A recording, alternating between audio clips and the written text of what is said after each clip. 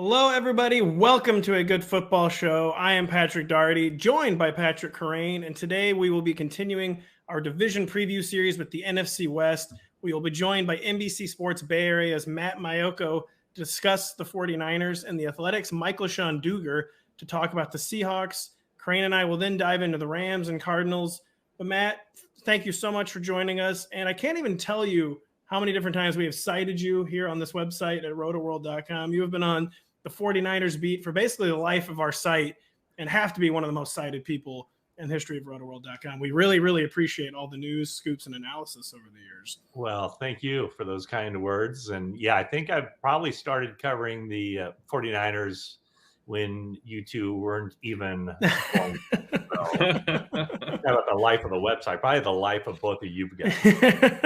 You know what? This is going to be one of the more fascinating training camps for the 49ers in the time that I've covered, because there's stuff going on. There's Deebo Samuel stuff, there's Jimmy Garoppolo stuff, there's Trey Lance stuff, and not in my lifetime have they traded up and made that move that they made last year to go get their quarterback. And this is the summer that we really start to see that transition now to Trey Lance, and it's anybody's guess how he's going to fare. So, yeah, we'll just start there because the 49ers, a team that's made the NFC Championship game 2 times in the past 3 years, I think it's unusual for a team in that position to have so many major question marks. And we'll start at quarterback, where this is now year 2 of what I assume is this never-ending quarterback questions for you. And it was reported 5 days ago that the Niners have finally given Jimmy Garoppolo formal permission to request a trade. I mean, we know.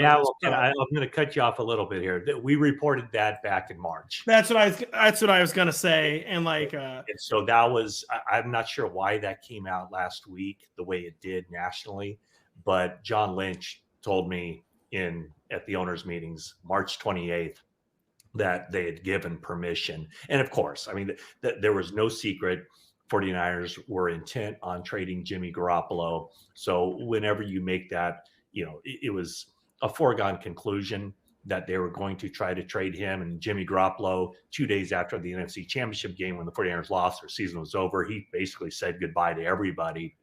So they were going to have them involved in this every step of the way. Of course, the shoulder surgery happened, and that derailed everything. I think the 49ers would have been able to trade him on the first day of the new league year. But one thing I've learned is that teams that trade for quarterbacks want their quarterback to be able to throw a football. And that hasn't been the case, but he is rehabbing now, going through physical therapy. And the expectation is that, I don't know what the expectation is. I mean, he's going to be cleared soon enough. Maybe we'll see. I mean, he's throwing, but how he ends up on another team, if he ends up on another team, all that stuff remains up in the air. See, that's that veteran experience for you, by the way. The teams usually want their quarterback to be able to throw a football. So, what were you going to say, Patrick?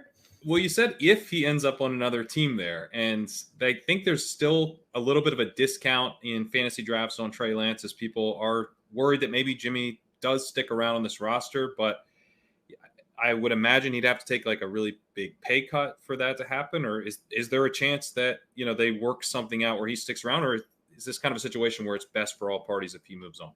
Well, now publicly, John Lynch has said, we don't plan to release him because you don't get rid of good football players. And, Jimmy Garoppolo is a good football player.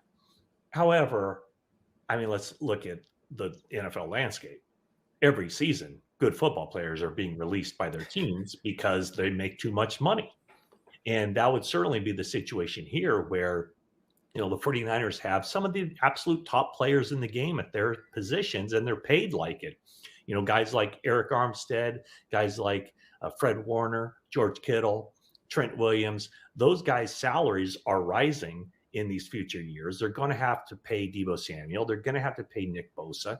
So do you really have and I'm talking to the 49ers, do they really have $24 million just to burn on a backup quarterback as a really good insurance policy, but a very costly insurance policy? So yes, the 49ers want to trade Jimmy Garoppolo.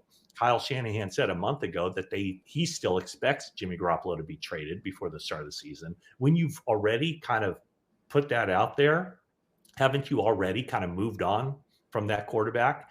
The question is, who's going to trade for him with that salary? And with so few starting positions at the quarterback spot available right now, I don't see any team trading for him.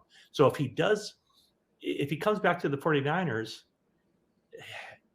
I mean, would he accept a pay cut? Would he coined, or he used the term, that I wouldn't wish, last year on my worst enemy, because it was a really difficult season for him. So would he want to come back to the 49ers and now in a role where he's the backup? I don't think so. I think he wants a fresh start. I think he wants to go someplace where he thinks that there's at least a chance to have a future there. But I mean, all this stuff still is unresolved and remains to be seen. And the 49ers certainly don't want to give off the indication that if they don't get a trade partner by whatever, by August 1, they're going to release him, because then obviously no team would trade for him. But I'm very skeptical that right now any team's going to trade for him. If he somehow remains on the roster by week 1, I mean, there's no controversy, right? Like the 49ers, have they turned the page on the field, and they are now officially all in on Trey Lance, like you said, who they made the big move for, number 3 overall. Like, even if, say, Jimmy G, like, this, I don't know, doesn't show teams what they need to see with his shoulder and he remains on the roster, there's no controversy here, right? You're saying if he stays with the 49ers? Yes. If he somehow remains in the 49ers roster. I think there will be a controversy. I think as long as Jimmy Garoppolo is there, there's going to be a controversy. And maybe not, I mean, we all realize that it's not going to be smooth sailing for Trey Lance. It's never smooth sailing for any first-year starting quarterback. Well, I guess Patrick Mahomes had a pretty what was that in 2018? He was the model breaker. So. Yeah, but you can't expect that from any other quarterback. I mean, Josh Allen struggled as a rookie, struggled as a second-year quarterback, and then third year, blows up. So what I'm saying is, if Jimmy Garoppolo remains on the team, however he remains on the team, whether he's making his 24.2 or whether it's cut down to 12 million or whatever the case may be, if the 49ers struggle early in the season, lose 2 consecutive games, I mean, this is a team that's ready to win now at every position, maybe with the exception of quarterback.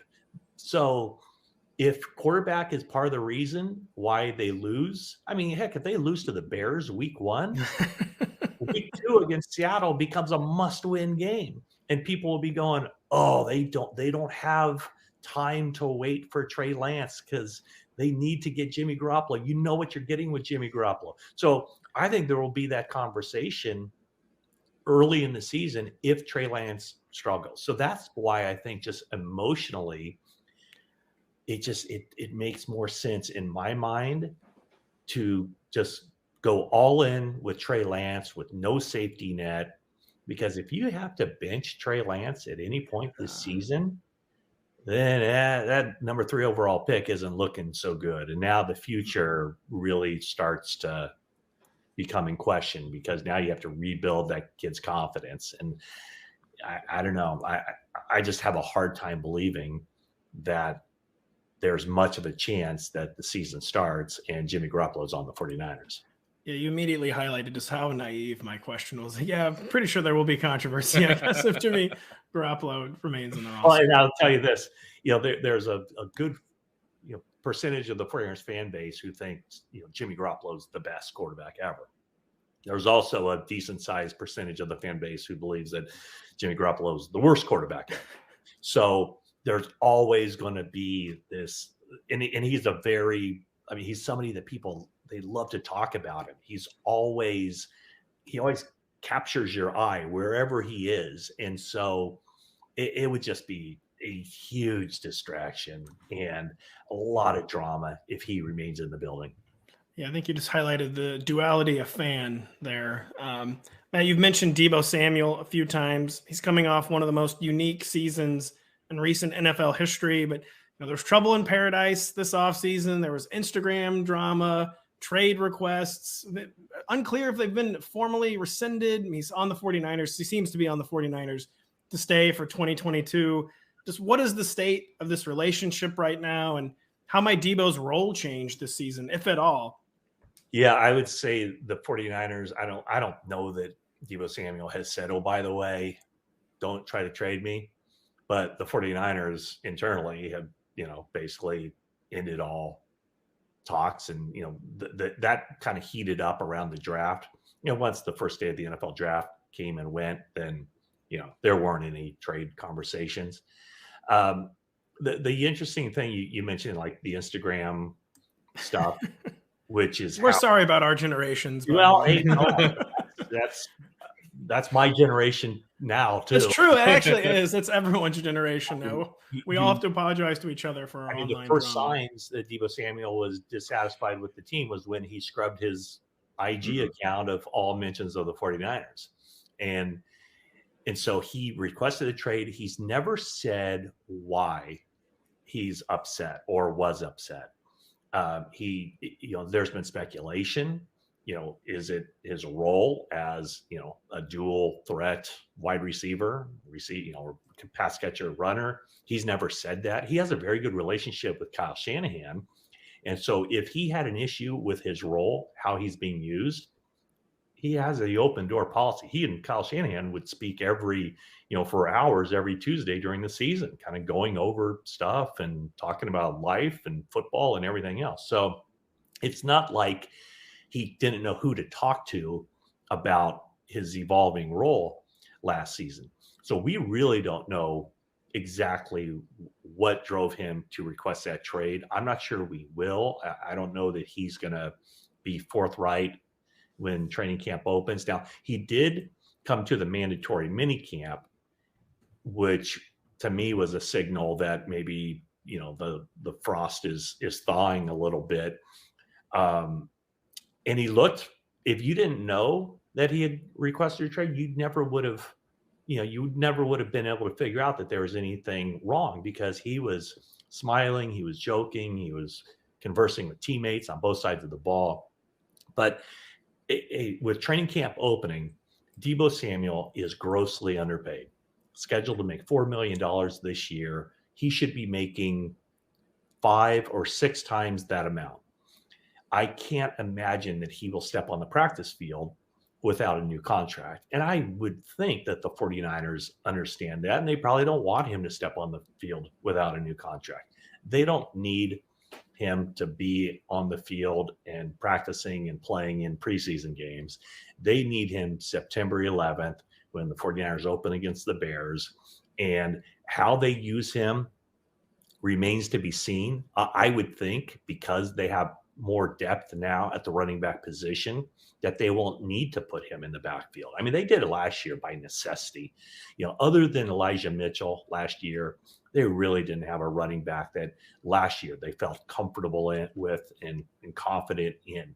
And so they felt like, their second best running back, and heck, at times maybe even their best running back, was Deebo Samuel. I would fully expect, this year he'll handle the ball on a few jet sweeps, but I don't think you'll see him in the backfield because they just have so many other options in the backfield. When you talk about Elijah Mitchell, they drafted Ty Davis-Price. Jeff Wilson's a lot more healthy than he was last year. And then Trey Sermon is back year 2 to see if he can make an impact on that offense. So we'll see how this turns out, but I still expect that Deebo Samuel will be signing a long-term extension with the 49ers because, frankly, I don't see any other option for him or the team. We want to ask you a bit more about the receiving core, but, you mentioned the backfield and, how that Deebo role might not be as necessary. How do you view the secondary running back for the 49ers? I mean, we expect that Mitchell will be leading a committee, but the reports have been that Jeff Wilson is still the number 2 guy, but they drafted Tyrion Davis-Price, who fantasy drafters are expecting will be the number 2 this year. They're drafting him well ahead of Wilson. And then Trey Sermon is still in the mix. Is he, someone that we should just be forgetting about, or does he have a chance to challenge for this number 2 role at some point? No, I think those 3 guys that you mentioned behind Elijah Mitchell go into this with something to prove. Each of them has something to prove. And it'll, it's a cliche, but it'll be decided in training camp. There wasn't too many people last year that envisioned Elijah Mitchell being the number 2 guy behind Raheem Mostert. And I certainly didn't leading up to week 1 because, Elijah Mitchell missed most of training camp with an adductor injury, and he only carried the ball 6 times in the preseason.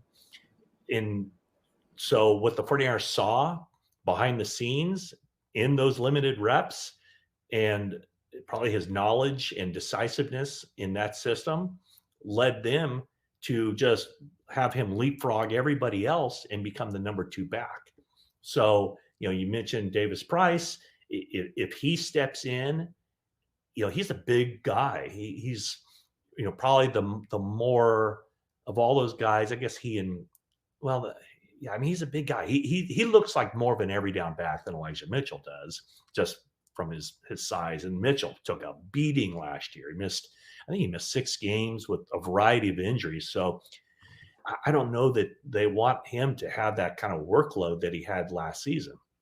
I think they are in a better position now to have maybe not necessarily a backs by committee, but at least 2 backs who they can kind of use interchangeably. And, a third back will probably be active for games. And so that means, Davis Price, Wilson, or Sermon, one of those 3 won't be active. So they go into this, though, with a lot more depth than they've had in quite a while at that position. But how it shakes out at this point is still pretty much up in the air, other than we know that Elijah Mitchell, when healthy, is going to factor prominently into what they do offensively. You just very eloquently put basically how Kyle Shanahan's a black box kind of when it comes to the use, especially this time of year, where said he took even the 49ers media by surprise with Elijah Mitchell. But I mean, if you had to guess, and we understand that it could be just a literal guess, who would see the second most touches in the 49ers? Right. This is a guess. It would be Ty Davis Price because they drafted him in the 3rd round, right? I mean, if they didn't like him, they've had such success getting running backs out of the undrafted class, right? I mean, the Matt Breida, Jeff Wilson, they take Elijah Mitchell in the 6th round. Now, it was almost to me when they took Trey Sermon last year in the 3rd round, and then they took Mitchell, and Mitchell ended up being the main back. To then take another running back in the 3rd round this year was almost, to me, kind of an admission of we messed up on Trey Sermon, and we can't mess up on this guy. Like this guy, this is nothing, no knock necessarily on Trey Sermon, because I was hearing that, they were happy with the work ethic and everything else, but it just didn't seem to be a natural fit in that offense. Whereas Elijah Mitchell, I mean, he stepped in and he was decisive. He knew, it wasn't like he was thinking his way through. He would see a hole, stick his foot in the ground and head upfield. So Trey Sermon, I think, got better with that, but still, the fact that they take a running back in the 3rd round 2 years in a row either can be an indictment on Trey Sermon or showing a lot of confidence that Ty Davis Price can be that guy. To me, it's kind of a combination of both. So that's why I would lean toward Davis Price being the number 2 guy. Yeah, you mentioned the depth here being a real strength compared to last year. We're also looking at Trey Lance, presumably running quite a bit. I mean, he was running a ton, scrambling and design runs in his limited action last year. That's not going to leave a ton of passing attempts, most likely. But I wanted to get your thoughts on the rest of the pass catchers, because there's some really talented players here in Brandon Ayuk, George Kittle, Juwan Jennings potentially is the 3rd guy. But how much passing volume is there going to be? And can Trey Lance's potential more frequent downfield throws help create some big plays to make up for a lack of passing volume? How do you view the rest of this passing game? Yeah, no, it's an interesting question. I mean, I guess, if the 49ers are winning football games, they're going to be running the ball more. They want to run the ball 30 times a game. And to me and to them, they see that as it's almost a chicken and the egg thing. I mean, you run it because you're successful, but also if you're winning, you're going to be running more. It's kind of a, it's not necessarily just cause and effect, but they do have some weapons in the passing game. Brandon Ayuk, after a really slow start last season, came on strong and really looked like a solid number 2 NFL receiver. Deebo Samuel got off to a really good start in as far as a pass catcher before he moved into that kind of dual threat role. And then you have George Kittle. George Kittle can stay healthy. Those are 3 guys right there who are pushing 1,000 yards receiving. They're all capable of doing that, but will there be enough? Are there enough footballs to go around to satisfy all 3 of those guys? And I think a major emphasis for Trey Lance will be, making plays from the pocket and using those legs. There will certainly be designed runs, but it's making plays from the pocket and using his legs as almost kind of a last resort to bail them out of situations. Because right now, with their offensive line, their interior offensive line, there are some questions about, how that protection is going to hold up. But, I think Juwan Jennings right now would be the number 3 guy, and he was very effective in red zone and third down situations, has a real knack for finding the sticks. And then you have Danny Gray, who's a speedster who can take the top off the defense. So there will be roles for all of those guys. And it's probably a good sign for Brandon Ayuk that pretty much everywhere Trey Lance went this offseason, Brandon Ayuk was right there. So they built a nice rapport, nice chemistry through the offseason. That's something that Deebo Samuel didn't have with Trey Lance this offseason. Matt, thank you so much for taking the time. So much good stuff. Again, just a really complicated team. We're in a situation that probably shouldn't be complicated when the roster is so good. But that's just kind of the Shanahans for you. They like to up the degree of difficulty, I feel like. They've turned into, I think, probably as training camp opens, one of the more interesting teams in the league because of that, that dichotomy of all these veteran guys who are playing at, the highest levels at their positions, and then the complete unknown. And obviously, the quarterback position is kind of an outsized impact on teams. And so much is going to be riding on Trey Lance, unless, of course, they keep Jimmy Garoppolo around, and then there will be drama every week. Yeah, well, we know there's going to be drama either way. It's going to be interesting every day. And check out Matt Maiocco on NBC Sports Bay Area on Twitter at Maiocco NBCS. Always great stuff. The 49ers source. And we really appreciate you taking the time to join us today, Matt. All right, gentlemen. Thank you so much for having me. Thanks, you so much to Matt. We'll be right back after this with the Athletics' Michael-Shawn Dugar. But first, a quick message. The Fantasy Football Expo presented by NBC Sports EDGE is coming to Canton, Ohio, August 12th to 14th. Join some of the top experts in the country, including our very own myself, Pat Kerrane, Denny Carter, Lawrence Jackson, and Kyle Dvorchak at the only true Fantasy Football Expo in the country. Tickets are available at thefantasyfootballexpo.com. Use promo code NBCPass at checkout to save $20. It is now our pleasure to welcome in the Athletics' Michael-Shawn. And Michael, I'm already butchering your last name. I've been having my last name butchered my entire life as Daugherty. I've heard you say it's Dugar. I'm so sorry to not be getting this correct. How do you say it? Dugar. That's not difficult at all, actually. But I'm sure you're looking forward to what is this guaranteed to be a couple of normal weeks at Seahawks camp. Nothing weird ever going on with this team. And you settling in for what will probably be another crazy summer with Pete Carroll and company. Yeah, it's our first quarterback battle ever, really, since I've been covering the team, because I started in 2017. So Russell was already pretty established there.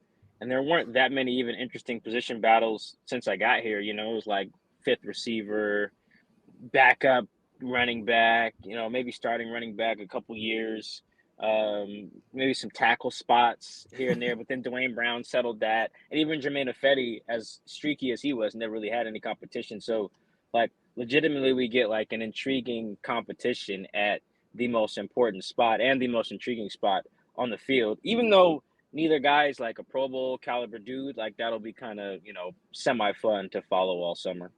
Yeah, like you said, it's for a team that's kind of had some drama and kind of like fading from some of their playoff glories. It has been a pretty like set depth chart, especially on offense, especially with the top weapons. But like you said, after a decade, there's a quarterback competition.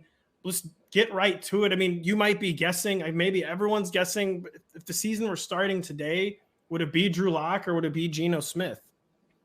I think it would be Geno Smith. I just think Geno is a little better. He protects the ball a little better throughout the course of his career, and you saw a little bit of that when he was starting for Russell Wilson those 3 games last year. I know he threw a pick in his first appearance against the Rams, though Tyler Lockett fell down, so it kind of is what it is. But like Drew led the league in interceptions like 2 years ago. Yes. So Geno protects the ball a little better. Neither one of them pushes it downfield super far, which will be an issue, I think. But Geno knows the system. He knows how to throw to Tyler Lockett. He knows how to throw to DK Metcalf. And I know people may hear that and say, well, I could throw to DK Metcalf and Tyler Lockett. But there is a level of chemistry associated, with the quarterback and receiver relationship. Geno spoke about that a little bit. I think that was in June, because if you notice, he just was not getting Tyler the ball at a high level. Fantasy players know this for sure. In weeks 6 and 7 against the Saints and against the Steelers, and then all of a sudden against the Jaguars, he and Tyler just looked like Russ and Tyler. Now some of that is because the Jaguars were putting out an XFL defense for a minute there, but Geno specifically was like, it took us a few weeks because we just had to get the rhythm. When you're the backup quarterback behind an Iron Man like Russ, you don't get any reps. Russ ain't giving up no reps in practice. He doesn't really miss any games. So Geno had maybe thrown only a handful of passes to Tyler with a defense, against him. And that matters, when you play in regular season games. So I think that'll help Geno win the competition over Drew in August. Yeah, you talk about the Drew Lock turnovers. I'm a Mizzou alum and saw basically every one of Drew Lock's college starts, and it's a problem. He liked to throw the ball right to linebackers. Like even when he was a superstar in the SEC, he would just uncork an interception like right to a linebacker, kind of like great chemistry with linebackers. Yeah, he had great chemistry with the middle linebacker in the SEC. Drew gets in trouble, man. I mean, and Josh Allen had this issue, and some of Mahomes' worst games are this issue as well. Like guys with those big arms just think they can put it anywhere, with any arm angle, under duress, falling down, across their body. They just think they can just like, my arm can get it there. And with the other guys that I named, that is true. Josh Allen can get it anywhere. Patrick Mahomes can get it anywhere. Even Aaron Rodgers can get it anywhere. Those guys who have just like a cannon can just. Russell Wilson too can get it pretty much anywhere. He's got a really, really, really strong arm. But like when you're doing that too often and you throw it to the other team, that's how you end up getting traded. At least in Drew's case, Russ asked for a trade. But I think that's what's going to get Drew in trouble. It already got him in trouble a little bit in minicamp. He threw probably between the two, they both protected the ball pretty well, but then like Drew made the worst mistake of camp, threw a pick 6, during like 11-on-11 or 7-on-7, which is really tough to do in that setting. It's all set up for the offense to score. But to Drew's credit, I will cut him a little slack, even though he made what I would call basically a rookie mistake. He had been watching film with one of the corners, Ugo Amadi, because they knew each other from draft training. They're in the same draft class. And they were kind of talking about ideas and scheme. And he was like, yeah, Ugo, if you do this, like, you better be careful because you flat-footed, I'm going to get you. And then Ugo just baited him into a pick 6. And he was like, I'm going to stop watching film with Ugo, which probably shouldn't have been in the first place when you're trying to win the battle. Yeah, I was going to say, I don't know if I like Drew's process there. If you're solidified, like Aaron Rodgers can watch film with Jair Alexander, right? Like they're fine there. That's a mutually beneficial experience. That's not for Drew. All that do is make Ugo look great. Say, don't make the corner look good in 11-on-11, Drew. Not a good strategy to win a quarterback battle. Well, assuming Geno does win the starting job, how much rope do you think he'll have? The Seahawks seem pretty intrigued by Drew Lock. Seemed like that was maybe an important part of the Russ Wilson trade to get Drew Lock back. Do you think we might see this kind of yo-yo between the two of them over the course of the season, or could we see an extended stretch where Geno Smith is the starter if he's presumably not playing very poorly? Yeah, I think he would have to play really bad to get yanked. I just think turnovers will do it. You know, if you're fumbling, you're throwing picks. Um, if they're really bad ones too, like, you know, every bad turnover isn't the same. You know, some of them are like a Hail Mary at the end of a half is an interception, right? But that doesn't really kill you as much as a pick six, right? You know, or pick at the goal line. You know, that's where I'm a stat nerd with stuff like EPA per play kind of takes into account the varying levels of turnovers. You know, you get a strip sack, you know, that's something kind of fluky versus, you know, some other ones that are more like quarterback. What the hell are you doing?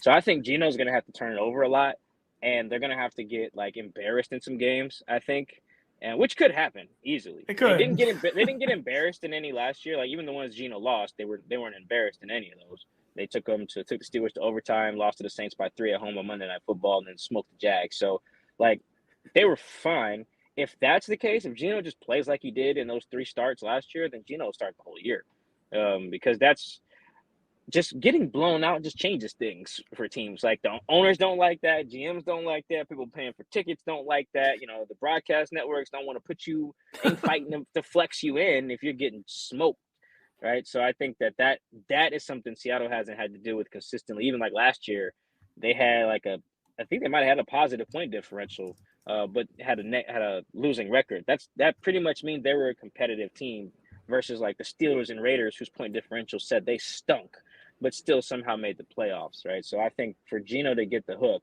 he'd have to be quarterbacking some pretty embarrassing losses.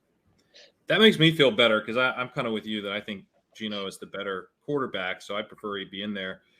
Because DK Metcalf and Tyler Lockett are going to be interesting options in fantasy this year. What we're seeing from fantasy draft so far is that people are much more confident in DK Metcalf. He's going 4 rounds ahead of Lockett in current fantasy drafts. Do you think that Metcalf can separate like that from Tyler Lockett, or is there kind of overconfidence in the fantasy community about the difference between what Metcalf's going to do this season versus Lockett? Yeah, I think their numbers at the end of the year will look similar. They have in all 3 years they've played together.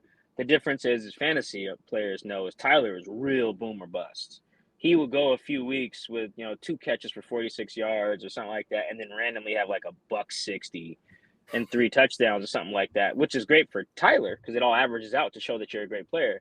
But if you're trying to win a matchup in any given fantasy week, that does you no good. So I think that'll be a little bit more of the same, just because I don't think they'll have that many games where they score a lot of points. So you'll see DK have some games like 7 for 80 and a touch, and you know they lose 13-28 or something like that. It just doesn't leave a lot of room for Tyler to go crazy, and then they'll have some games, maybe 1 or 2, they blow some guys out, and then that's the Tyler Lockett game. So yeah, I can see why he's getting drafted. DK is getting drafted a lot higher, just because I think he's more likely to be consistent, that to get the 1,100 yards or whatever he'll be right around whatever average that is over the course of 17 games, where if Tyler has 1,100, 500 of those might come over like 3 games or something like that. And then he'll be kind of ghosts for a little bit. That's just kind of what he's been. Maybe that was a Russell thing, I'm not sure, but all we have to go on is Tyler's career this far, and like 7 or 8 seasons tells us that he's kind of been boom or bust.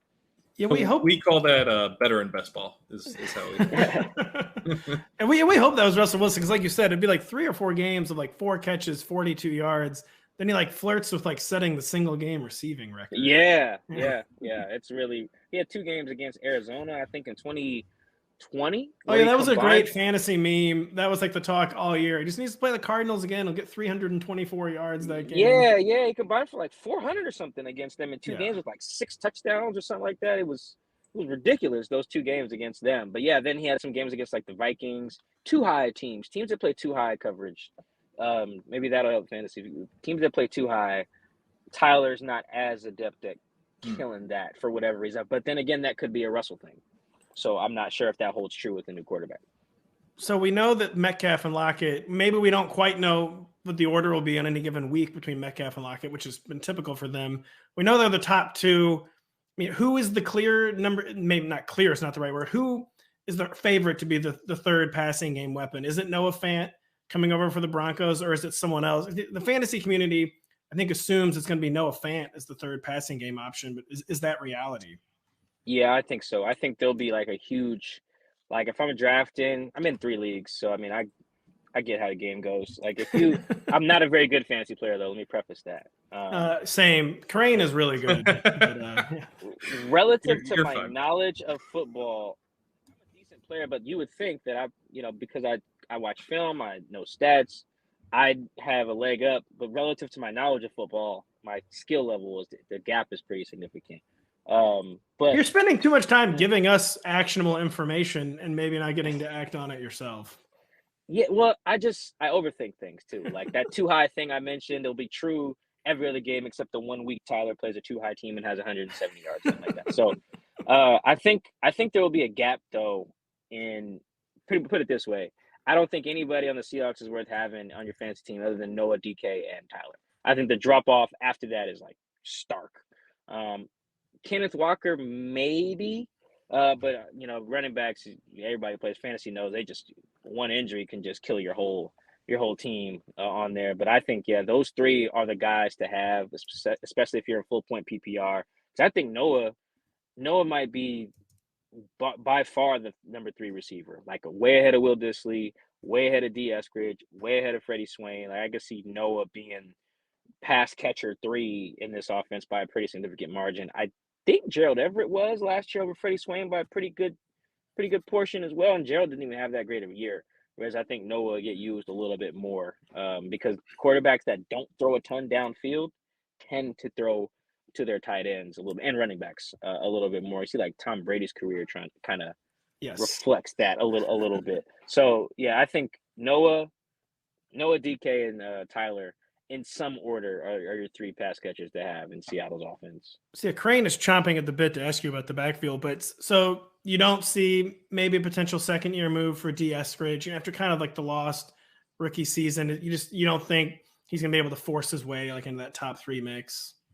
No, I think it'll just be too tough because they were already one of the higher 12 personnel teams last year according to True Media. I think they were like 3rd or 4th. And 12 personnel, top 10 at least, because they were pretty high in 11 personnel as well. So when you have 2 tight ends on the field, that means DK, that means Tyler, that means Noah, that means Will Dissly.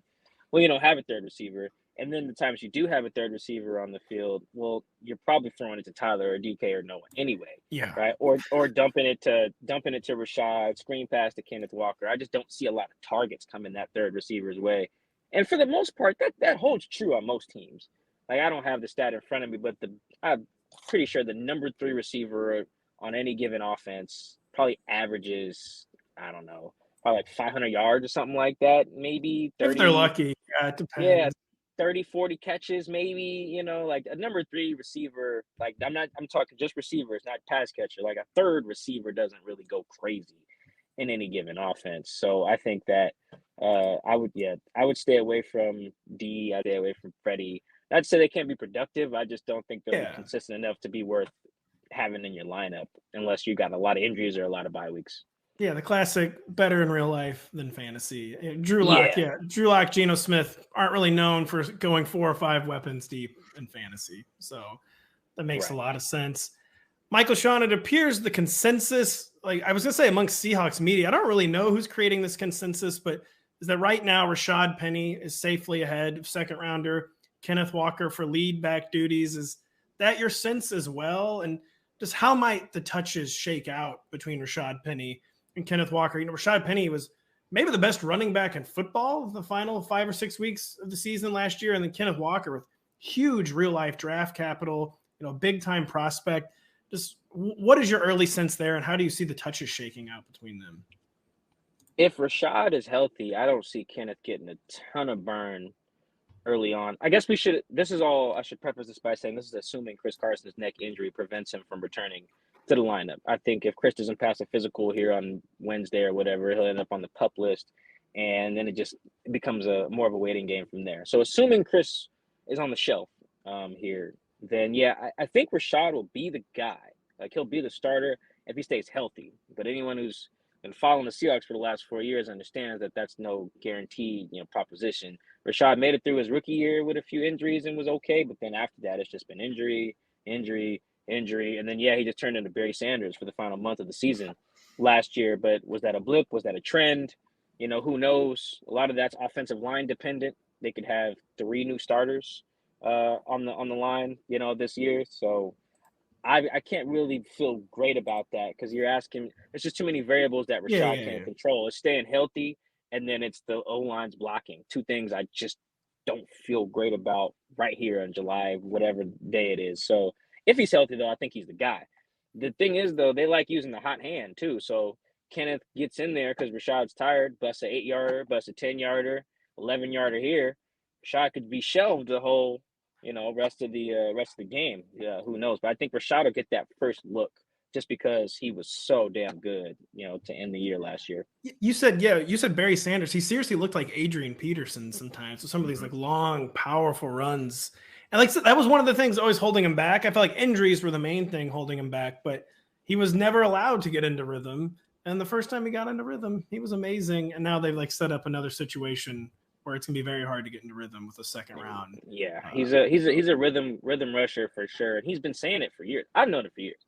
Like I was one of the people who didn't really have to ask Rashad, "Oh, what changed? What changed?" I knew what changed. He was getting more touches. You look at all those years, even when he was hurt. Look at the games where he had double-digit touches. He was doing his thing. He was finding the end zone. He was at like 4, 5, 6 yards a pop. Like he was being productive when he got the ops. It was the games where he had like 3 carries for 8 yards and was like, well, yeah, man, I got the ball 3 times. He needs to feel it out a little bit more. He's also way better in an under center running game. I think in 2019 with Brian Schottenheimer, they were just largely shotgun. Oh, Shotty. Yeah, I think Shotty's a good OC, by the way. I just think that particular scheme did not fit Rashad. He was like in a lot of single back formations at San Diego State, and then immediately just comes to a shotgun team. It was like, well, there you go. That was part of the issue. So I think the scheme fits him a little better now, and I think that one thing that did click that wasn't hitting him before, he's like, dude, you're 236 pounds. Like, you don't need to dance. If you see anybody with a single-digit jersey in front of you or anything in the 20s or 30s, put your shoulder down, and just go through that dude. You don't got to dance at 236. 236 is you run through guys. And I think that did click for him last year. One of our cliches in the fantasy world is, we can handle this backfield if it's a 2-man backfield, but if it's a 3-man backfield, that starts to get pretty dicey. And I think particularly with the Seahawks, Penny and Walker are both not pass catchers. So if they're splitting a 2-down role and then a third guy like DJ Dallas is coming in for passing downs, I think that's going to be pretty tough. But do they trust Rashad Penny enough as a pass protector to maybe have this be a 2-down or a 2-man committee? Or, are we going to see kind of a dedicated 3rd down back in the mix as well? The latter. Yeah, that's dangerous from a fantasy perspective too, because like Rashad, and let's say Kenneth Walker's a decent pass protector. I don't believe he is. I haven't seen enough of it. But guys who carry the ball that much in college typically aren't. Let's say he's decent. Let's say Rashad's decent. Neither one of them is better than Travis Homer or DJ Dallas, right? And that's the priority on 3rd down. Keep the quarterback upright. Chad Morton, the running backs coach, tells me all the time. He'd be like, "Hey, man, I don't care how well you can run the ball or catch passes. If you can't block, you don't stand next to number 3." And that was obviously when Russell was the quarterback. The same principles are going to apply, I'm pretty sure. Chad's pretty consistent in that way. So, yeah, you're going to see Rashad run the ball on 1st down, 2nd down, or Kenneth run the ball on 1st down, 2nd down. And then, yeah, Travis is coming in. DJ Dallas is coming in. Travis is a really good pass protector. Probably one of the better backs at it in the league. I think him and Derrick Henry are just nails at pass protection for different reasons. So, yeah, that makes it really tough to trust in Rashad and Ken as well, just because they won't get much third. They're almost like you can't count on them to catch more than, I don't know, maybe 12 balls each a year, which doesn't do you any good. Well, Michael-Shawn, thank you so much. We know you're very busy. We were very, very thankful you agreed to talk to us during training camp. It doesn't start till Wednesday, so you right before. Yeah, I know, but I didn't know if I just imagined like the second we get like anywhere near training camp, like a beat writer's life just becomes pure chaos. But so I'm glad you're getting a little relaxation before Wednesday. But we appreciate it so much. Awesome stuff from Michael-Shawn Dugar at The Athletic, and you have a podcast too, Seahawks Man to Man, correct? You have a radio show too, correct? 9 to 11 Saturdays on 93.3. KJR, I'm assuming in the Seattle area. Yeah, well, just the podcast for now. We had to cut the radio so short because I'm gonna get too busy during training camp. I just gotta prioritize the main gig for now. But yeah, Seahawks Man to Man podcast on Apple, on Spotify, on The Athletic. We're also on YouTube. Seahawks Man #2 Man. That's our YouTube channel. It's same guys do the radio show. Me and my partner Chris Kidd. So check us out there. We're talking about a lot of the same stuff we talk about on the radio anyway. We're going to be weekly during training camp in terms of schedule show releases, and then we go to bi-weekly during the season. Well, we were really thankful when you showed up on the Seahawks beat too. So there's good Seahawks beats, but it seemed like a little kind of undercovered for a few years. And you've been a huge addition for us here at Roto-World and an oft-cited presence. So we appreciate the great coverage. Check out Michael-Shawn at Mike Dugar on Twitter. And Michael-Shawn, thank you so much for joining us today. Thanks for having me. Thanks, Mike-Shawn. So that was Michael-Shawn. Before that was Matt Maiocco. Now it is Pat and Pat. We're going to talk the Rams and the Cardinals. I wish there was one of these teams that was just a throwaway team, so we could kind of rush through them to end the pod. But both pretty interesting teams, and we'll be right back to talk about them after this. Just a reminder, if you don't have the NBC Sports Predictor app powered by PointsBet, go download it now. The contests are free and easy to play, and you have a shot to win thousands by predicting what will happen in Major League Baseball, on the PGA Tour, and on the NASCAR circuit. We also have a special contest on Tuesday and Thursdays called Battle of the Bets, where you can agree or disagree with our experts for a shot to collect some cash. Pat, it's you and me now. Talk the Rams. And they don't have as many questions as the San Francisco 49ers or the Seattle Seahawks, but for a Super Bowl winning team, they do have some questions. But I have a question because, last Thursday we did an underdog best ball draft live on our podcast. You, myself, our resident Zoomer, Kyle Dvorchik, and everyone basically about had to get like the Vom bag when I took Cam Akers in the second round. And this my first question about the Rams is, what is up with the Cam Akers resistance in sharper fantasy circles? What is the case against Cam Akers in fantasy this year? I think the case against him, and I just to go back to your stunning selection of Cam Akers in the second it was like round. we hit like super severe turbulence, and everyone's like looking for the barf bag. I got we made a graphic on Twitter, and everyone's like, "Oh, who's this moron?" And I'm like, "Well, I'm RotoPat." Yeah, well, what's so funny about that to me is I believe you were out of the 211. That you were drafting out of the 102, so you had the 211 or something, and so the fact that you took him there instead of waiting in the third made a huge difference for us fantasy degenerates, because you're like, he would have come back. So that's I think that created as much strife in the Twitter replies as anything, because I agree with you that I think his ADP will move up. He's often falling to the late fourth, mid fourth ADP right now. And I think that'll probably move up some if he has a strong training camp. I think the concern with Akers is last year he was a very difficult player to rank. He was kind of in that 1-2 turn area, but it felt like we're baking in a lot of optimism for this young player, potentially in a workhorse role, but unclear how much receiving work he would really get.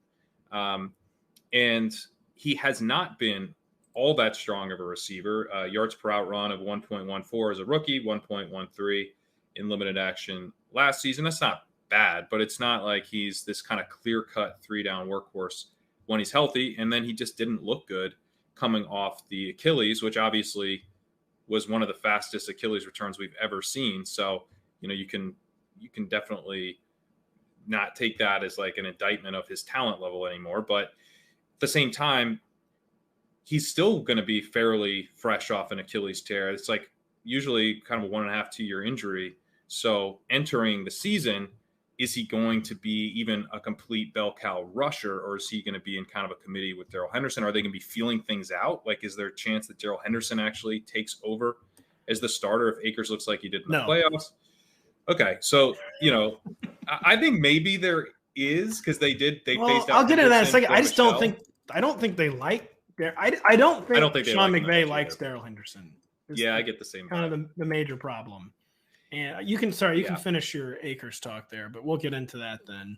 Well, I just think there's some uncertainty, and then you worry about, like, I do worry a little bit about the upside in the sense of, like, this is a good passing offense, not one that isn't going to need to involve an okay running back in the passing game all that frequently. Like, he's not Christian McCaffrey. He's not going to be running like option routes from the slot and stuff. He's going to be mostly a dump off guy. And this isn't a team that's going to need to dump off all that often, most likely. So the receiving upside isn't super, super juicy. And then you're also dealing with this uncertainty about the Achilles. That said, I mean, you can definitely see him paying off a mid-fourth ADP like pretty easily, you know, especially in half PPR and stuff. So I think he's a pretty good pick where he's going right now. And I do think he'll move up some. I mean, it does make me feel like a sucker to say like someone coming off a torn Achilles has like stratospheric upside, but like just the way, we said the Rams coaching staff doesn't like Darrell Henderson. They seem to just still be head over heels for Cam Akers, as evidenced by the fact that they gave him 67 playoff carries, despite the fact that he was still clearly playing on like one leg. Yeah, it was pretty nuts. I agree. And I think like the positive case there is, you mentioned they still like fairly fresh off the injury, but like I feel like he's got something that's like totally priceless, where we know it kind of like the final step when you're coming back from like a torn ACL or a torn Achilles is like regaining that trust in your leg. And now Cam Akers knows that he trusted his leg in the NFC Championship game and the Super Bowl, and he didn't have to spend his offseason kind of like psyched out about like, you know, where's my leg at? Like, you know, am I going to be able to come back? Am I even still be able to run? You know, where you would hope that he at least reestablished his trust in his leg during that playoff run. Again, the production was not there, and it was like never there. So all 4 games of the playoff run, he really was not effective. And it wasn't like the numbers were dragged down by like 2 bad performances. He kind of went like 4 for 4 on pretty uninspiring performances. But this coaching staff seems to have so much trust and love in him. And just now, knowing that he like cleared that mental hurdle, I'm assuming that maybe he hasn't. Maybe he's psyched out that he didn't run well in the playoffs. I kind of like this narrative, though. I mean, that's a really interesting point. Like, you know, he did, although it wasn't that great, he did have this stint of getting out there playing playoff football. Yeah, you don't usually get to work out the kinks in the Super Bowl. Yeah. So he should have full trust that he can do everything he needs to do on the Achilles. And just didn't Darrell Henderson, like Sean McVay, like last summer made a lot of like little comments like, I don't know, can we trust Darrell to stay out there basically? And we don't know if we can trust Darrell for a 3-down role. And then like the eve of the season, they acquire Sony Michel. And Darrell was better than Sony Michel. Darrell should have played more than Sony Michel did. I think, when did Sony's big touches come? I think kind of like down the stretch. They kind of phased out Darrell. I think they and Darrell got hurt then too. Yeah. I think my read of it was that they decided they preferred Sony, but then they didn't bring back Sony. So yeah, I just don't think. And Jordan Rodrigue, a really excellent Michael-Shawn Dugar's coworker of The Athletic, recently wrote that the sense is that the Rams hope for 5th rounder Kyren Williams to eventually take over the Darrell Henderson role in the offense, and we know eventually can very quickly become now in football. Well, I think eventually might mean eventually. Because I was still like a little troubled by that report when it's like there's a team that's kind of like giving you like a little indication they don't love the player, and you've already got a plugged in media member like reporting that, they kind of hope this guy replaces that guy. They're kind of always obliquely hinting they don't even like. And I just think Darrell Henderson could be like almost like a non-entity this year. But I understand the Cam Akers fading. I think it's going to be like kind of like a pivotal Cam Akers. I think it's going to be kind of like a pivotal like hinge point player where I don't feel like he'll like his ADP will end up just right. He'll probably either end up being severely underdrafted or severely overdrafted. And I just think he's going to be like a very, very important player in fantasy. Yeah, it's interesting because I think he could easily, kind of turn in like a James Conner type season, or he could have like a Joe Mixon. Well, he's apparently you're the sharp drafters god, James Conner. So why aren't you more into Cam Akers? Well, James Conner was the sharp drafters god when he's going in like the 9th round or 10th round last year. But I point being that even from the 4th round, that kind of season, a touchdown driven season, I think Cam Akers probably going to need to get in the end zone a bunch of times to really hit, but he's in an offense where that can 100% he probably will. Yeah. So it's not the most exciting upside scenario to think through, but it's still plenty of upside for where he's going. So it's one of those things where maybe a little bit of a blind spot for the sharp drafters where we want to dream a little bigger, but it's probably big enough. I think there could be big. I mean, they dialed off the run in the second, or off the pass in the second half of the season last year after that Matthew Stafford interceptions bonanza. I mean, Sean McVay, as we all know, is always more conservative than we're hoping, and I just feel like it's not being considered enough that Cam Akers could just have like a monster fantasy season, but yeah, he could also maybe be very bad. Maybe degenerate drafters is how I should describe our cohort. Right? And I will end up losing this argument, I'm sure. No, I like it. I think I don't like flag planting on Achilles guy, but no offense to Cam Akers, but it's an uncomfortable place to be all in on a guy with the torn Achilles guy. Well, Achilles are interesting because like we did see Demaryius Thomas came back from an Achilles tear, and he's like the only one. I mean, it took Deontay Foreman like 3 years. Yeah. There does seem to be there was someone else who came back pretty quickly, and then it just Michael Crabtree did. Okay. But he came back. Michael Crabtree was ruined. He was the first guy that came back after like 6 months. Everyone was like, what? I didn't even know that was like a thing that could happen with the Achilles. But we'll see. He's going to be a very interesting player. The point is, that Cam Akers is going to be an important player this summer. Whether you're fading him or in on him, I feel like he's going to be like a fateful player. Another potentially fateful player, Pat, is Allen Robinson, who I wrote somewhere that the Bears essentially dared Allen Robinson to quit on the season last year, and he took them up on it, basically. And very toxic relationship between Allen Robinson and the Bears. And then hopefully a very good relationship between Allen Robinson and the Rams. The Rams pounced on Allen Robinson in free agency. Just how much are you buying into an Allen Robinson bounce back in this Rams offense? So I'm really struggling with Allen Robinson in drafts because he's pretty expensive and he goes near a lot of other players, not just wide receivers. But there's a lot of wide receivers I like in the range he goes more than him. There's a lot of players at other positions that I like more. So it's tough for me to draft him. But at the same time, this could be a really valuable role, a role that scores a lot of touchdowns. It's an obvious kind of red zone weapon. And then also the number 2 wide receiver has been pretty valuable touchdown scoring role in this offense. So I don't want to be completely out on Robinson. I'm taking him sometimes when I've taken Kupp, but then I'm like, well, if I'm right about Robinson not really being that great of a pick, do I want to ruin all my Kupp teams? This stacking thing might be bad if you're not a big Robinson guy. So you're too Atwell, he's free. Yeah, so if you're not in on Robinson, are you in on Van Jefferson? Because someone's gonna score. So I've been drafting a lot of Tyler Higbee. Oh no, I was gonna say that as a joke.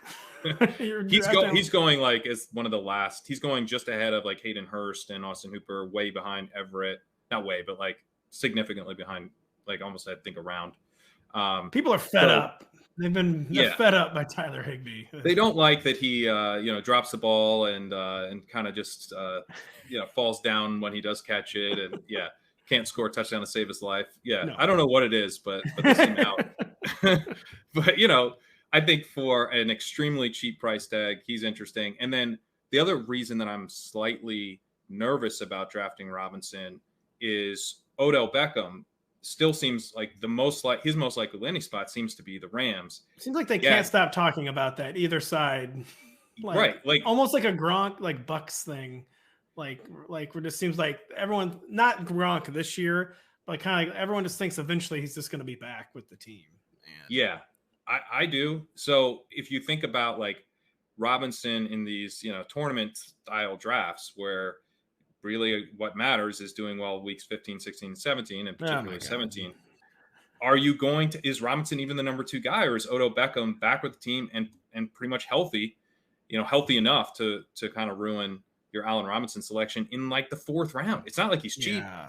So I know the upside has been kind of like immediately repriced back into his ADP, and he's not getting like a Kenny Golladay discount. Let's put it that way. Yeah, if he was getting, even if he was getting like a Michael Thomas discount or something. True, yeah, because Thomas, kind of on the wide receiver 3-4 borderline right now, I feel like. Yeah, or even DK Metcalf. Yeah. Like, I'm getting DK Metcalf after Allen Robinson. Like, I don't know. It's tough. Yikes. That's insane. But so real quick, we vaguely mentioned Cooper Kupp. So we know Cooper Kupp, he had the second greatest receiving season of all time after previously only clearing, I don't think he'd ever cleared 1,100 yards before last season. Safe to say, I think there will be some regression from Cooper Kupp this year, but are you still comfortable with Cooper Kupp as, say, like the unquestioned wide receiver one overall? Or are you trying to sneak someone like Justin Jefferson or Jamar Chase in there? This is one of those things where I think you do want good exposure to Kupp, Jefferson, Chase, and Jonathan Taylor and Christian McCaffrey. So like figure out how you're going to do that. But I don't think going underweight on any of those guys makes any sense at all. And you're in a position this year where like Chase will sometimes fall to the 6th or 7th spot. Jefferson, you've kind of got to take him where he goes normally at 4th, but he is almost always there at 4th. So you don't have to, you don't really have to reach for him. And then that's creating a situation where, if you want enough Kupp, that's where it starts to get jumbled. Sometimes we'll see Kupp go 2. Sometimes he falls to 3, but not always. So it's like, I don't really see any reason to reach for Jefferson ahead of Kupp when very few people are doing that. And sometimes getting exposure to Kupp out of the 3rd spot can be difficult, especially if you're also trying to get the running backs when you have the chance to get those guys. So for me, yeah. I mean, I guess if I had only one draft to kind of more coherently answer the direct question, I would take Kupp, though. I would take Kupp ahead of Jefferson in my only draft of the season, even though I expect regression is coming for Cooper. It is coming. It's 3.12 yards per out run. 3.12 is like bananas off the charts. A whole like 2.12 would be awesome, right? 3.12 is insane. So yeah, there's going to be regression, but including the playoffs, he had 2,425 receiving yards. A lot of yards last season. So yeah, he'll regress. He had 22 touchdowns, including the playoffs. Like we'll deal with the regression when it comes. You're still getting the favorite to be the wide receiver one in fantasy, a guy who's shown to be a superstar, incredible connection with Matthew Stafford. No reason to doubt the potency of this offense going forward. If anything, I mean, they're potentially going to be better off if they bring Beckham back, to close the year. They might just be kind of an unstoppable passing game. Maybe that helps Stafford play a little bit more consistently than he did down the stretch when we actually saw with Stafford throwing pick sixes that they went a little bit closer, a little bit more towards the run. So, maybe these additional weapons help Stafford keep the foot down on the pedal on the passing game. The pedal to the metal. Pedal to the what's that? Yeah. If we get more passing attempts because of more weapons, then that's gonna help everybody. You want a true alpha build? The skip Cooper Kupp in the first round and go Cam Akers. I think that's wow. The highest T possible build you could ever have. Akers 101. Akers 101. Yeah, people are saying I took him that he fell way too far actually. In our underdog draft. Everyone's saying that. People were tweeting at me. Someone came up to me. I was in Chicago over there. Someone came up to me on the street and said that to me. So yeah, people are. Was saying, it Cam Akers? It was Cam Akers. He was there with his family, getting in some R&R before training camp. And real quick before we move on to the Cardinals, producer Adam shares the tidbit that Kupp is the co-favorite to lead the NFL in receiving yards with Justin Jefferson per odds from PointsBet. So. It is weird. You got Justin Jefferson going into a Rams type system and Cooper Kupp coming off what was probably the best possible year you could have in the system. So it just will be very interesting how things shake out between those two guys. And we'll be right back after this for some Arizona Cardinals talk. Prep for your draft with the latest player rankings, projections, and more in the NBC Sports EDGE Fantasy Football Draft Guide. Plus, it is powered by this little old website called RotoWorld, the premier source for player news and fantasy information. Take advantage of our preseason special and get the draft guide for $5 when you use promo code DRAFTGUIDE at checkout on NBCSportsEdge.com/draft guide. I didn't ask you if you had any final thoughts on the Rams, Pat, but I think you tied them up pretty well. And got to get some I had a whole another 5 minutes on Higbee, but we can move on. On Ben Skowronek. Ben Skowronek. Yeah. And then, Kyren Williams, we didn't even really get into it. Yeah, Kyren Williams, we got a lot. Just pages and pages of notes in Kyren Williams. But the thing I'll ask you about the Cardinals, is there another gear for Kyler Murray to take? I mean, this is kind of like a real football guy question, but He's always like around the QB 3 or 4. He's faded really badly the past 2 years, either due to injury to himself or to a supporting cast. Do you think this is like who Kyler is in fantasy, which is very valuable, or do we think there's another gear for Kyler Murray to take in fantasy this year? I definitely think there's another gear. I think with Kyler Murray, you have to understand that he's not going to be elevated by Cliff Kingsbury. Cliff Kingsbury, no. I think, is a pretty poor coach. Like he's not like, in the very worst coaches in the league, but he's also like probably one tier above that. Yeah, exactly. And he's done some interesting stuff in terms of like run play design, but they don't seem to be creative in the passing game. So what's going to elevate Kyler Murray is talent around him. And I think DeAndre Hopkins going out last year really hurt. And then also he dealt with this ankle injury last season. But when he was really at his best last year, he was awesome. Through the first 8 weeks of 2021, he ranked second in completion percentage over expected. So he's super, super accurate. He's also 5th in EPA per play. I think this season with Marquise Brown there, they have a connection obviously from their college days, and Brown, not a complete receiver, but very good downfield threat. I think that could really help Murray kind of regain some of that early season form. But then really once Hopkins returns from his suspension, this is a really impressive group of weapons around Kyler Murray with Marquise Brown, DeAndre Hopkins, Rondale Moore probably out of the slot, or maybe they're kicking Hopkins into the slot some. And so hopefully Rondale Moore is not getting Trey Sermoned. I have a little concern about that. There's a chance. Yeah, the Moore stuff, I'm sure we'll get to him, but he'll have an audition here. So we'll kind of know who he is once Hopkins gets back. And, if he gets Trey Sermoned, he's probably not very good. But yeah, I think Murray does have a chance to regain that form, being healthy. And I mean, I think it's a big deal if Marquise Brown, is a very strong deep threat in this offense as I expect him to be, because where Hopkins is at in his career, he looks more like he's a possession receiver at this point. His ADOT had been declining in Houston, and then he came to the Cardinals and he was used on a lot of shorter throws. He wasn't really a downfield guy. Last season, he was going downfield more often. He wasn't drawing targets at all that high of a rate. I think the offense needed him to be that guy, but that doesn't suit this version of Hopkins, who I think he's lost a little bit of a step since his glory days. That's not the best fit for him, but with Marquise Brown in that role and Hopkins being this really kind of reliable intermediate guy, I think Murray really could regain that form from last year as a passer. And then obviously we know that he's a really capable rusher as well, and could easily, I think, finish as the quarterback one if these weapons play to the level we think they can. Well, that's a point I've been trying to make to people about Marquise Brown is like there's maybe a perception that Kyler Murray has had deep threats, but like you said, DeAndre Hopkins' game was already changing, and he's the kind of deep threat that will make a contested catch now, but like that's not a great deep threat formula. And Kyler Murray's never really had a deep threat that just like runs right by people.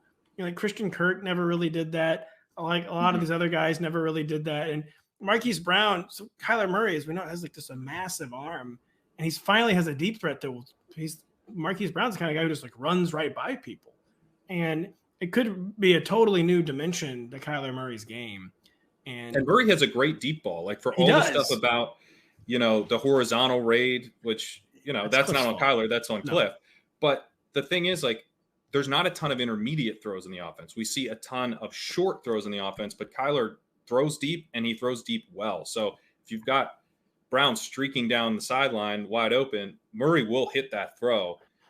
And yeah, I think, to put some numbers to the DeAndre Hopkins stuff, his ADOT in 2020 with the Cardinals was at 9.0, which is the lowest of his career, down a yard, 1.8 yards from 2019 at 10.8, which was also the lowest of his career to that point. So consistently trending down in terms of his average depth of target, not earning those deep targets anymore at a super high rate. Last season, back up to 13.1, which was his highest since 2017. So they kind of made him be old, kind of prime DeAndre Hopkins. It wasn't working out very well. No. So it's just Kyler too. Just stay healthy, man. He was the QB 12 as a rookie. He was the QB 3 as a sophomore by average points. Then QB 5, just faded with the shoulder injury in 2020. Then faded, with the ankle last year. He averaged 22.1 points during the fantasy playoffs. That was over 5 fewer per game than the average before getting hurt. Like he was having kind of like a legendary year before he got hurt. So I agree with you that there's another gear that he's come like tantalizingly close to putting it all together. And he's treated in drafts like he's closer to Jalen Hurts than, to Josh Allen, Patrick Mahomes. And I don't agree with that assessment. I think he could be the quarterback 1 this year if he puts it together. And he's got the weapons to do so down the stretch. So speaking of the weapons, Marquise Brown he's the wide receiver 16 on Underdog right now. Is that too high, too low? It's very, very bullish, very aspirational ADP right now for Marquise Brown. It won't be that high, I feel like, in like normal person, quote unquote, redrafts, but it's going to be high. Does that feel right to you for Marquise Brown's ADP? It does feel a little bullish. I think there's a couple things going on in early drafts. One is that all the wide receivers are a bit pushed up right now. The people drafting early are generally not drafting a ton of running backs early. And Marquise Brown, if you don't have, let's say you do draft a running back and you're kind of going anchor running back, he's kind of an interesting guy to add to those types of builds as well, because he's going to start hot. And so, it's like, okay, if I don't have a ton of wide receivers so far, I'm going to get this guy who's going to be putting up points right away. But if you're going 0 running back, starting hot is one of your issues. So it's like, okay, I'm loading up on wide receivers, but I still find this appealing that I'm going to get Marquise Brown starting hot out of the gate, because I'm not going to be starting all that hot at running back out of the gate. So I think kind of appeals to a lot of different structures at the moment. And then you also have Kyler Murray's ADP kind of lining up pretty well, where you can kind of target Murray coming back in the 5th if you have taken Marquise Brown in the late 3rd or early 4th. So like there's sort of these structure reasons in drafts, I think, that make him make sense at that 3-4 turn. Purely from like, who should we be drafting? It does feel a little early for Marquise Brown. little high. And so then you said you wanted to talk about this player. I wanted to talk about this player. Someone I feel like will end up going a little high himself, Rondale Moore. What's the Rondale Moore spiel? Where he had a few like kind of crazy compiling games as a rookie, or at least from a targets perspective, not necessarily from an actual production perspective, but it seemed like the coaching staff didn't really know what to do with him. And just what is your feel on Rondale Moore for 2022? Who could be, there could be like so much untapped upside there, or there could just be a lot of downside and a passing attack that's just not very well schemed. So one thing I will give Cliff Kingsbury credit for last year was that I think he probably made the right call once Hopkins went down, because there was 2 paths. One was to put Christian Kirk on the outside and put Rondale Moore in the slot. And then you've got, I think, probably your 3 best wide receivers on the field in AJ Green, not in that order, but in AJ Green, you said Christian Kirk, and Rondale Moore. Instead, he had Antoine Wesley out there ahead of Rondale Moore, but that allowed them to put Christian Kirk in the slot. So they basically kind of broke a tie towards Wesley over Moore in order to take their best receiver who was left after Hopkins got hurt and have him where he's best. Christian Kirk, I think, is definitely best out of the slot. So they optimized for him to be running his routes out of the slot. That didn't leave anywhere for Moore, because he can't really play on the outside. I mean, maybe 3-4 years he adds that, but as a rookie, he's a slot guy. He probably will be a slot guy for his entire career. Doesn't necessarily have outside size. No, Rondale Moore, he does not. So yeah, you're looking at like a guy who just kind of got boxed out in terms of playing time, and I think that helps explain why he had an 8 out of 1.3. He's basically being used as like a running back in terms of, the types of routes and the role that he had in the passing game. I'm not overly concerned about that. First of all, he's actually pretty efficient at 1.65 yards per route run, which is a twinkle in your eye. Pretty good. Like it's not incredible, but it's not like he bombed in terms of what he did when on the field. He flashed a little bit. So can he get a consistent role in this offense? To start the season, they almost have to like work things so that he intentionally does not. I mean, it would be really weird if they had Marquise Brown, AJ Green, and Antoine Wesley as the starting three guys, because no one's really a natural slot receiver with those three. So it would make all the sense in the world to have Rondale Moore starting out of the slot consistently for those first 6 games. If he's good, and he's flashed some real talent, some real yak talent, guy who can make plays with the ball in his hands, type of receiver. I mean, once you get the ball in his hands, the size maybe isn't such a weakness. It's kind of a little bowling ball type of dude. So, I think he could be fun out of the slot. If he's not playing out of the slot after those 6 games, it's probably because he didn't play very well. So he's going to get a legit shot to show that, he does have second round talent. We very briefly mentioned James Conner earlier, but James Conner, yeah, I mean, I feel like going back to the James Conner this kind of feels like hitting on 17 and blackjack, where he stayed healthy, which he does not usually do. He converted a ridiculous amount of goal line carries, and people, I just feel like, are kind of drafting him like it's the new normal, like on the RB 1-2 borderline. And are you having any part of that? I was taking him a little bit, and then I wrote our Cardinals team preview. And in writing the team preview, you looked under the hood more than you had. And... I did, because it was one of those things where, like, I was taking a lot of James Conner last season. Daigle and I did our fight pod, which did. To a little extra promo here for the Expo. We will be doing the fight pod live at the Expo this year, so that we're running that back. And I'm happy to run it back, since one of the big fights that we had was Chase Edmonds versus James Conner last year, and I had the Conner side. So, he was a guy that I was very happy about. I have good feelings in drafting James Conner. Was kind of leading that to maybe take him a little bit more than I should at first. Looking into it, I mean, he's so touchdown dependent. Crazily so. Just crazily so. And if you look at what they've done, they didn't really add that much. They had Darrell Williams, but Darrell Williams, if he's not cut, then the only reason to have him is to have him out there for passing downs. And he's a reliable guy. He can take dump offs. He can pass protect, etc.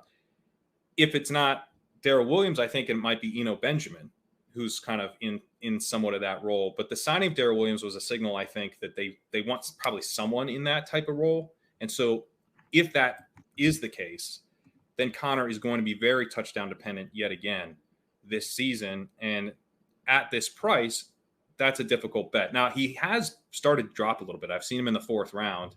And, if you're looking at him versus Cam Akers, as I said before, like maybe a similar bet. You're basically betting who can score the most touchdowns and mostly a 2-down role here. I don't think that's too bad. But, in the 3rd round, I started to get a little queasy.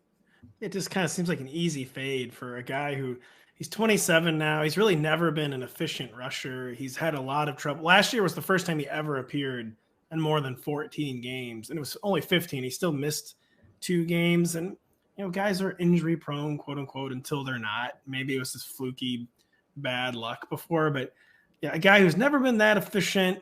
And an offense where we're getting, that is a weird thing about Cliff. He's better at designing the run game for some reason than the passing game, which was not his reputation coming into the NFL. Weird, right? Because he actually kind of is good at designing run plays. He has been since he got to the NFL. It's very strange. They've had creative running games, but James Conner, to me, it just feels like an auto fade. It's kind of like a paint by numbers fade. And sometimes people then fade too much. But they haven't been fading him too much. Where would you be interested in him?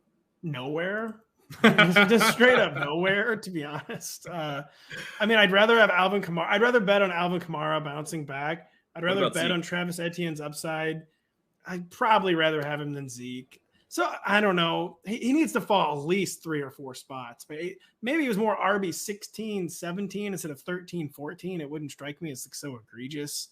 But I don't know. He's almost certainly I'm going to be letting other people take James Conner this summer.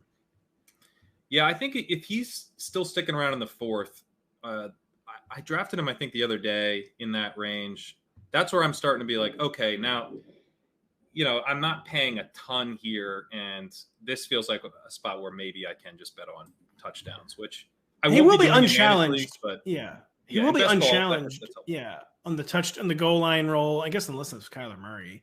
And he had a 12 touchdown season with the Steelers. It's a role where he has a reputation and has produced results as a goal line runner. So it's not pretty big. Like, it makes a lot of sense for him to have it's not like an imagined attribute of his. It's one thing he is like very good at, but yikes. I just don't know. Any final thoughts on the Arizona football Cardinals, Pat? One of the things about best ball is that you do end up drafting AJ Green, and that's probably one of my least favorite things about it. But yeah, I do think that AJ Green, in your Kyler stacks, I think it's okay to tack him on if you feel too nauseous about doing that. I will say I have done it. Yeah, that was some textbook damning with faint praise. If you can tack on AJ Green to a Kyler Murray stack, you don't gotta do it, but you could maybe do it. I just feel like people who like probably draft the same types of players that I do want nothing to do with AJ Green. So I just want you to know, I've done it. It feels gross. It feels as gross as you think it feels. But you've done it. You're willing to publicly admit it, and I am willing to publicly end this show because it's over. Thank you so much to NBC Sports Bay Area's Matt Maiocco. Thank you so much to the Athletics' Michael-Shawn Dugar for coming and talking to the Seattle Seahawks. Thank you to Pat Kerrane for talking about these other teams, and to myself for talking about these other teams. I said Dugar against Dugar. I'm so sorry. Michael-Shawn Dugar. Thank you so much, Michael-Shawn, for coming and talking to the Seahawks. We'll be back later this week with 2 more podcasts. Denny Carter on Tuesday. We'll be back next week, I believe, to talk to AFC West. And Crane, we hadn't talked about this yet, but Denny's on vacation next week, so you're going to be running it back on the preview pod next week. Cool. So we'll talk to Pat Kerrane next Monday. AFC West, I mean, that's the division. There we go. The Hornets' nest this year. So for Pat Kerrane, for Michael-Shawn, for Matt, I am Pat. We will be back later this week.